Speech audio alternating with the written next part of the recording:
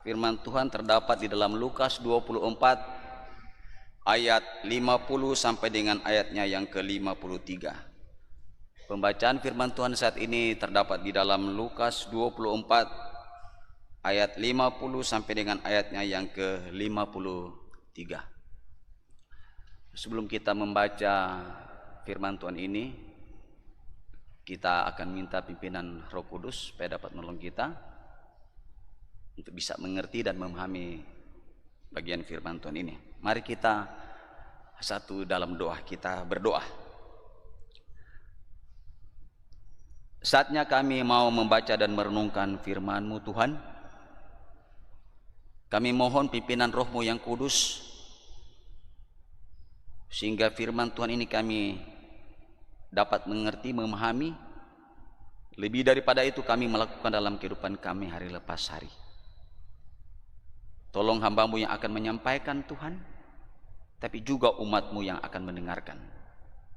Sebab kami sudah siap mendengarkan suara-Mu. Dalam nama Tuhan Yesus kami berdoa. Amin. Lukas 24 ayat 50 sampai dengan yang ke-53 dalam perjanjian baru. Demikian bunyi firman Tuhan. Kenaikan Yesus. Lalu Yesus membawa mereka keluar kota sampai dekat Betania. Di situ ia mengangkat tangannya dan memberkati mereka. Dan ketika ia sedang memberkati mereka, ia berpisah dari mereka dan terangkat ke sorga. Mereka sujud menyembah kepadanya, lalu mereka pulang ke Yerusalem dengan sangat bersukacita. Mereka senantiasa berada di dalam bait Allah dan memuliakan Allah. Demikian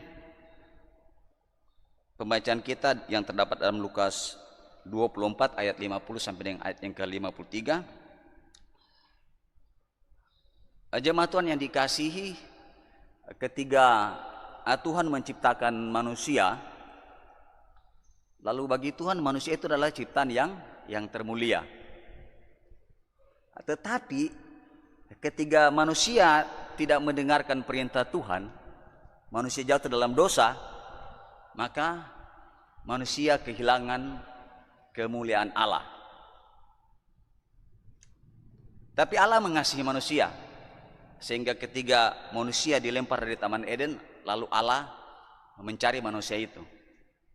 Allah mendapatkan mereka, bukan mereka yang mencari, karena mereka lari ya ketika jatuh dalam dosa. Dan Allah memberikan mereka pakaian pada waktu itu, lalu dipakaikan kepada mereka. Ini salah satu bentuk di mana Allah masih mengasihi umat Tuhan yang dikasihi dalam Tuhan Yesus Kristus. Di dalam Yesaya 64 ayat 6, di sana dikatakan bahwa kesalehan kita itu seperti kain kotor. Diibaratkan, bukan dosa, tapi kesalehan. Kita membayangkan bahwa kesalehan kita itu adalah seperti kain kotor. Apa artinya? Artinya bahwa manusia itu tidak bisa menyelamatkan dirinya. Manusia tidak bisa sampai ke surga dengan kebaikannya. Manusia tidak bisa memperoleh kehidupan kekal kalau hanya berlandaskan berkekuatannya sendiri. Sebabnya dalam Efesus 2 ayat 8 dikatakan bahwa hanya karena kasih karunia kamu diselamatkan oleh iman. Itu bukan hasil usahamu, tapi itu pemberian Allah. Lalu kalau manusia tidak bisa diselamatkan, bagaimana caranya? Tadi kan kesalehan saya seperti kain kotor, tidak mungkin akan masuk surga. Tadi di Taman Eden karena Allah mencari mereka dan mengasihi. Lalu Allah yang kita mengerti itu Allah yang mengasihi kita. Tapi Allah yang mengasihi kita ini tidak cukup dengan kata-kata Allah. Lalu Allah menyatakan itu real di dalam kehidupan. Lalu Allah sendiri menjadi manusia untuk mengasihi manusia. Allah sendiri menjadi manusia. Manusia itu adalah manusia di dalam Kristus Yesus. Jadi Allah telah menjadi manusia. Orang bilang, bagaimana mungkin Allah menjadi manusia? Ya bisa. Bereshit bara Elohim. Kata bara itu Allah bisa menjadikan dari yang tidak ada menjadi ada, apalagi hanya menjadi manusia. Gampang saja bagi Allah, karena Allah itu adalah Allah kekekalan. Dari kekal sampai kekal itu ada. Allah ada. Segala sesuatu itu memang Allah sudah ada duluan. Jadi Allah telah menjadi manusia untuk menyelamatkan manusia itu sendiri. Lewat Kristus Yesus. Lalu ketika Allah telah menjadi manusia dan Yesus berkarya, akhirnya Yesus naik ke sorga. Dia sekarang ada di sorga. Lalu kenapa Yesus naik ke sorga? Yesus naik ke sorga karena segala pekerjaannya secara fisik itu telah selesai. Yesus naik ke sorga itu karena memang Yesus dia akan kembali kepada Bapa. Di dalam Yohanes 8 ayat 23, Yohanes 16 ayat 28 dikatakan bahwa Yesus itu bukan dari bawah, tapi Yesus itu dari atas. Yesus itu bukan asalnya dari bumi, tapi dari surga. Yesus itu asalnya dari Bapa, dia harus kembali kepada Bapa. Dan kemudian kenapa dia harus naik ke sorga? Dia harus naik, itu memperlihatkan pada kita bagaimana pemuliaannya, bahwa Yesus itu adalah Raja dan Tuhan. Dan kalau orang tidak percaya Yesus pasti tidak akan masuk surga. Jemaat Tuhan yang dikasihi, setiap kita yang mendengarkan berita firman Tuhan ini, peristiwa yang terjadi yang kita baca tadi di dalam Lukas 24 ayat 5 sampai 20 itu suatu peristiwa yang sangat menakjubkan. Peristiwa yang sangat luar biasa. Dan peristiwa ini hanya dicatat di dalam Alkitab, tidak oleh buku-buku yang lain. Kenapa dia luar biasa? Karena bayangkan saudara, Yesus naik lalu berpisah dengan murid-muridnya. Allah berpisah dengan manusia lalu dia terangkat ke surga.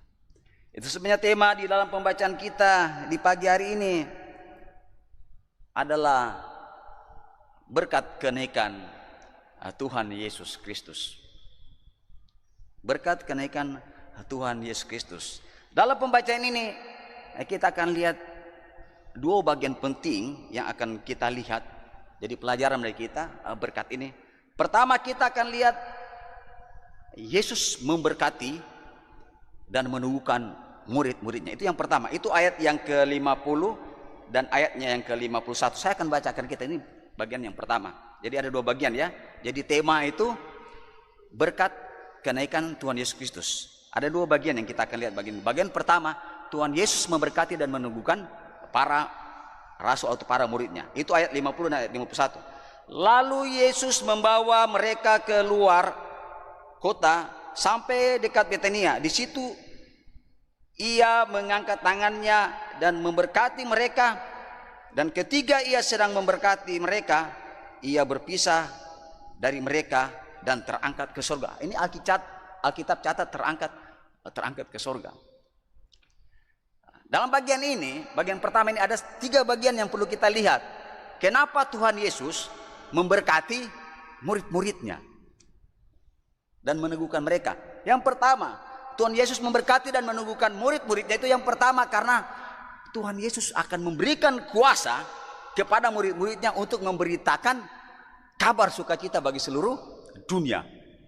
Kenapa dia harus memberikan kuasa kepada murid-muridnya? Karena murid-muridnya tidak bisa melakukan pekerjaan ini tanpa kuasa daripada Tuhan. Kita ingat waktu mereka pulang, ya, waktu hari kenaikan, setelah hari kenaikan mereka pulang, Tuhan bilang sama mereka, waktu berita amanat agung disampaikan, kamu tunggu dulu, jangan beritakan Injil. Nanti kalau kuasa Roh Kudus turun itu baru kamu bisa pergi. Artinya murid-murid ini sudah belajar kurang lebih 3,5 tahun. Dia tidak bisa pergi dengan pikirannya sendiri. Dia harus punya kuasa Roh Kudus. Itu sebabnya Tuhan Yesus memberkati mereka ketika naik, meneguhkan mereka. Oleh karena dia memberikan kuasa supaya mereka ada kekuatan untuk memberitakan kabar sukacita itu bagi semua orang. Itu bagian yang pertama. Bagian pertama ya. Satu jadi satu A, jadi satu B. Yang kedua dari bagian yang pertama itu. Kenapa Tuhan Yesus memberkati dan menumbuhkan para murid-muridnya pada waktu itu, para rasul. Yang kedua itu karena Tuhan mengutus mereka. Dia memberikan kuasa karena punya kekuatan, lalu dia mengutus. Kenapa dia mengutus? Sah. Kalau Tuhan utus mereka untuk memberitakan Injil itu sah. Kalau kita misalnya menyampaikan satu berita kepada seseorang, misalnya dari Bapak Presiden, kalau Presiden tidak suruh kita, jangan kita pergi, nanti salah beritanya. Tuhan mengutus murid-muridnya, itu sah, artinya mereka bisa dapat memberitakan Injil kepada semua orang. Itu bagian yang kedua. Bagian yang ketiga, kenapa dia memberkati dan meneguhkan mereka? Itu karena yang ketiga, dia akan menyertai mereka. Kata menyertai ini meyakinkan mereka di dalam pemberitaan Injil, itu berarti Tuhan ada bersama-sama dengan mereka. Sebabnya di dalam Matius 28 ayat 19 dikatakan, kepadaku telah diberikan segala kuasa di surga dan di bumi. Karena itu pergilah, jadikan semua bangsa murid, dan ingat, aku menyertai kamu. Jadi kenapa Tuhan Yesus memberkati dan meneguhkan? Itu karena amanat agung itu. Supaya Tuhan memberikan mereka kuasa, Tuhan mengutus mereka, tapi juga Tuhan menyertai mereka dalam perjalanan penginjilan. Itu bagian yang pertama, ada 3 hal. Yang kedua kita mau bicara itu adalah respon daripada murid-muridnya. Itu ayat yang ke-52 sampai dengan ayat yang ke-53 dikatakan, mereka sujud menyembah kepadanya, lalu mereka pulang ke Yerusalem dengan sangat bersukacita. Mereka senantiasa berada di dalam bait Allah dan memuliakan Allah. Jadi pertama yang kita sudah bahas, berkat Tuhan kepada murid meneguh, berkat Tuhan Yesus memberkati murid-murid dan meneguhkan, itu kan ada 3 hal ya. 1, dia memberikan mereka kuasa. Kedua, dia mengutus mereka. Ketiga, dia menyertai. Yang bagian yang kedua itu respon murid-muridnya. Respon pertama di ayat 52 katakan bahwa mereka sujud menyembah dia. Ketika mereka sujud, jemaat yang dikasih dalam Tuhan Kristus, semua umat Tuhan yang mendengarkan bagian ini, kenapa murid-murid sujud menyembah pada Yesus? Kita perhatikan, selama 3,5 tahun murid-murid berada bersama-sama dengan Yesus. Murid-murid melihat, bukan melihat secara mata jasmani, bukan melihat mungkin dari jauh, tidak, bersama-sama melihat bagaimana Yesus lakukan pekerjaannya. Orang buta matanya menjadi melihat, orang timpang berjalan, ya. Lalu orang sakit disembuhkan, lebih dahsyat lagi, orang yang mati dibangkitkan, dan mereka melihat dengan mata kepala sendiri. Makanya mereka disebut para rasul. Dan kemudian mereka juga melihat ketika Yesus dicambuk, ditangkap, dicambuk, dihina, diludahi, lalu dipakukan, lalu digantung di salib, lalu dia mati. Itu juga mereka lihat. Lalu ketika Yesus bangkit, 40 hari Yesus berusaha untuk menampakkan diri kepada mereka, untuk meneguhkan kepercayaan mereka. Apakah mereka percaya kepada Tuhan? Akhirnya, atau pada akhirnya, mereka harus mengakui bahwa memang Yesus itu adalah Tuhan dan Raja. Jadi bagian yang pertama, respon dari murid-murid, mereka sujud menyembah Yesus. Itu karena Yesus adalah Tuhan dan Raja. Dia Allah itu sendiri. Ada orang bilang, Yesus itu bukan Tuhan. Yesus tidak pernah bilang katanya Yesus itu Tuhan. Di dalam Yohanes 13 dia katakan, memang benar katamu. Kalau engkau katakan aku itu guru, memang benar aku guru dan Tuhan. Ada dalam Yohanes. Zakir Naib itu dia bilang tidak ada dalam Alkitab karena dia tidak baca baik. Zakir Naib tidak baca baik. Ya, kalau kita baca di YouTube ya, bagaimana kita mau percaya dia? Bagaimana dia mau menjelaskan tentang Injil? Dia tidak percaya Yesus, tidak mungkin. Setiap orang yang tidak percaya Yesus dan mencoba tidak percaya Alkitab dan mencoba untuk menjelaskan, tidak mungkin akan memahami dan mengerti. Yesus itu memang Tuhan. Dan itu dicatat dalam Alkitab. Pada mulanya adalah firman, dan firman itu bersama-sama dengan Allah. Selanjutnya dikatakan, firman itu telah menjadi manusia. Jadi pertanyaannya, kenapa mereka sujud dan menyembah? Karena memang dia adalah Tuhan dan Allah seluruh manusia. Bukan untuk orang Kristen, tapi seluruh orang, termasuk yang mendengar hari ini. Respon yang kedua itu adalah, lalu mereka pulang dan pergi dengan sukacita. Kenapa mereka pulang dan pergi dengan sukacita? otomatis pasti sukacita, saudara. Karena mereka berpisah dengan Tuhan. Lalu berpisah dengan Tuhan, sebelumnya Tuhan akan memberikan mereka kuasa, Tuhan memberikan mereka Tuhan mengutus mereka, Tuhan menyertai. Sangat luar biasa. Jadi ajudannya Tuhan. Bagaimana tidak bersukacita? Kita jadi ajudan seorang pembesar, penjabat, saya sudah senang, apalagi jadi ajudan Tuhan Allah. Itu sangat luar biasa. Makanya mereka pulang dengan sukacita. Karena Allah telah pergi dan Allah mengutus mereka. Bagian yang ketiga, respon daripada mereka, ayat yang ke-53, mereka senantiasa berada di dalam bait Allah dan memuliakan Allah. Kenapa demikian? Ternyata mereka harus fokus pada visi dan misi apa yang Tuhan sampaikan. Mereka harus memberitakan kabar sukacita bagi semua orang bahwa Yesus itu adalah Tuhan. Tadi saya katakan dalam Yesaya 64 ayat 6 dikatakan bahwa kesalehan manusia itu adalah seperti kain kotor. Tidak mungkin orang sampai ke surga, tidak mungkin orang akan hidup kekal menerima berkat daripada Tuhan kalau orang itu tidak percaya Yesus. Semua orang yang ada dalam dunia ini kalau tidak percaya Yesus pasti tidak akan diselamatkan. Kalau saudara bebas dari corona di saat ini, saudara tidak bebas dengan namanya kematian. Di dalam Pengkhotbah 8 ayat 8 dia katakan bahwa tidak seorang pun yang bisa menahan angin, apalagi hari kematian.